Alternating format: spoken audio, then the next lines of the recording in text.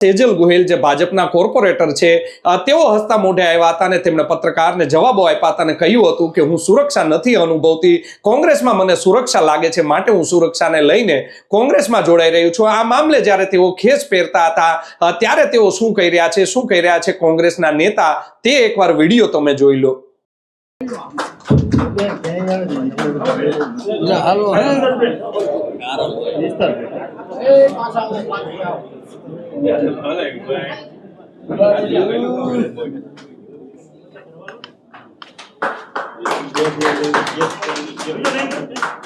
બાપુ ticket મળે થોડી આવો દાદા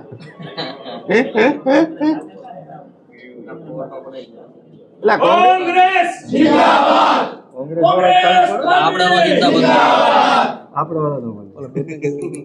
એટલે કોંગ્રેસ આગામી દિવસોમાં આવી જ રીતે અન્ય લોકોને પણ સમજી ગયા હોય અને હજી ઘણા બધા એવા ભારતીય જનતા પાર્ટીના કોર્પોરેટરો લાઈનમાં છે।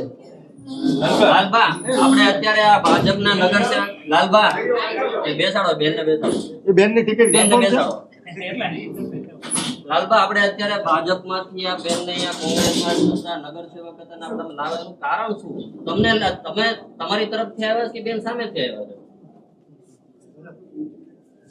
મારી વાત સાંભળો, એ બેનને તમે પૂછો। બેન તમે કહો કે તમને ભાજપમાં શું તકલીફ હતી કે કોંગ્રેસમાં અચાનક જ્યારે તમને ટિકિટ આપી હતી, તમે નગરસેવક તરીકે ભાજપના અચાનક અત્યારે જ્યારે ટિકિટની ફાળવણીની ચાલુ છે ત્યારે તમે કોંગ્રેસમાં જોડાણા? કોંગ્રેસની વિચારધારા અને પહેલા પ્રથમ ભાજપમાં જ્યારે નગરસેવિકા હતી ને ત્યારે હું સુરક્ષિત હતી અને અમારે માઈક ઊંચું રાખજો બેન। દલિત સમાજનું ને લઘુમતી સમાજનું ઓબીસી સમાજનું બહુ શોષણ થઈ છે।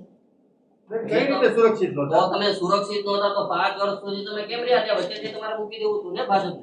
હા બરોબર છે, પણ હું સુરક્ષિત નથી, મને થોડોક સમય મને તો એકવાર લાગ્યું ને કે એકવાર જોઈ જાઉં, પણ આગળ જેમ જેમ થઈ તો લાગ્યું ને કે હું સુરક્ષિત છું। કઈ રીતે સુરક્ષિત નહોતા તમે ભાજપમાં? પહેલા પ્રથમ તો મારા વિસ્તારમાં બુટલેગરનો ત્રાસ હતો, મારી પર હુમલો થયો, મારા હસબન્ડ પર હુમલો થયો, મેં પાર્ટીને જાણ કરી તો પણ નહોતું થયું મારી।